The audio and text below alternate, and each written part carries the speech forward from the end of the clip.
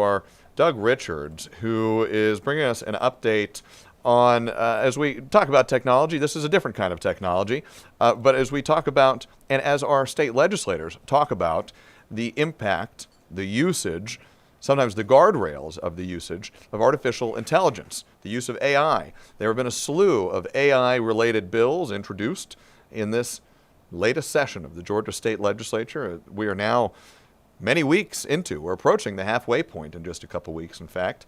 Our Doug Richards has joined us now, and I believe, as I look to my left, there he is. Doug, it's always good to have you in here. Zach, hi. With the jacket on today, too. Well, you're outclassing me. You look nice. Oh, you're very kind. Want to hear about my orthopedic appointment? Maybe, do you have one? No. Okay, yes, well. No, I had one last week, and no surgery was performed. We're happy to see you up and about. Let's talk AI, because hopefully AI is not performing any of the orthopedic procedures on you. We would hope. I don't think it's there yet. Doug, we've got a lot of AI bills that are coming down the lane under the Gold Dome. There's one in particular that you have been paying attention to today, right?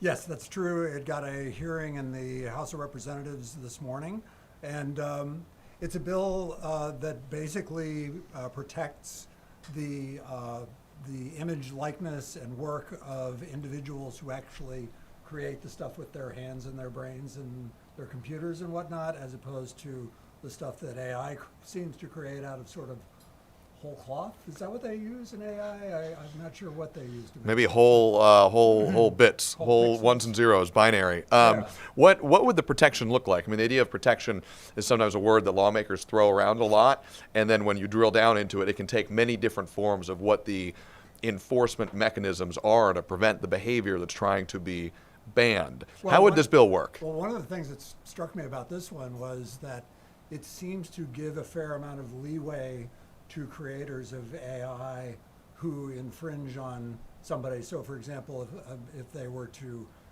say you were a singer and they took your singing voice and they put it on their little song and made it sound like you, but it was really an AI voice.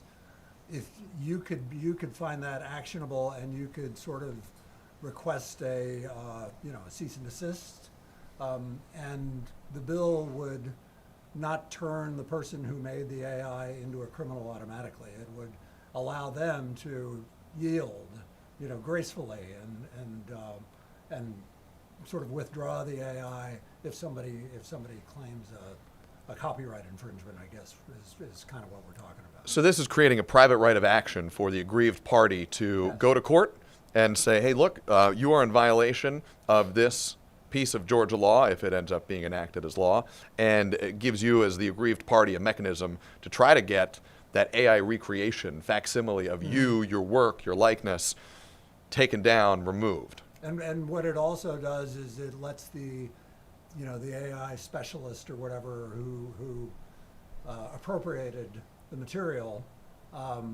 to not necessarily be punished automatically, but rather to give them, a way out, so that it doesn't dissuade them from using their AI genius to continue to make stuff that maybe does not infringe on people's personal stuff.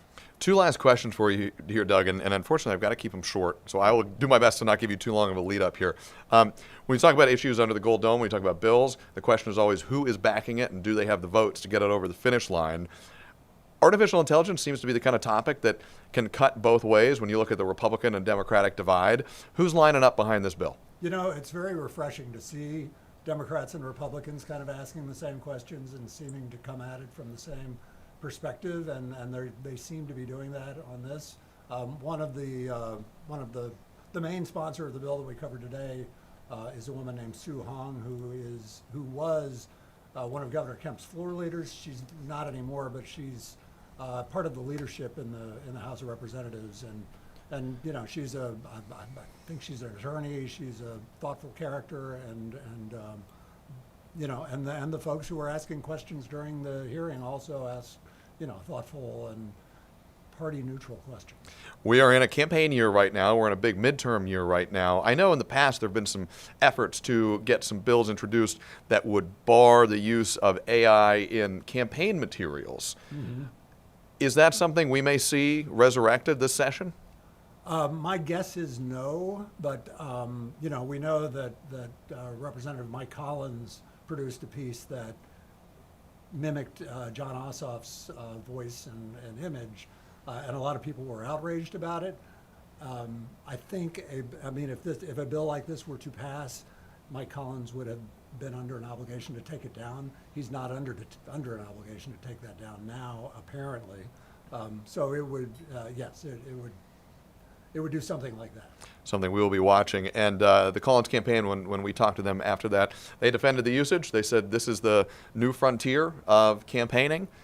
That was their take on all of this. Yeah. We may see more ads and more campaigning material deploying this new technology as we head up into the May primary that's coming up. They claimed truthfulness too, that it truthfully portrayed what Ossoff's position was. A theme, AI, if you haven't heard of it, this artificial intelligence thing, it's something worth paying attention to. It's going to play a big role in our lives and a big role under the Gold Dome. Doug Richard, we know you're going to be on top of it. Thank you, sir.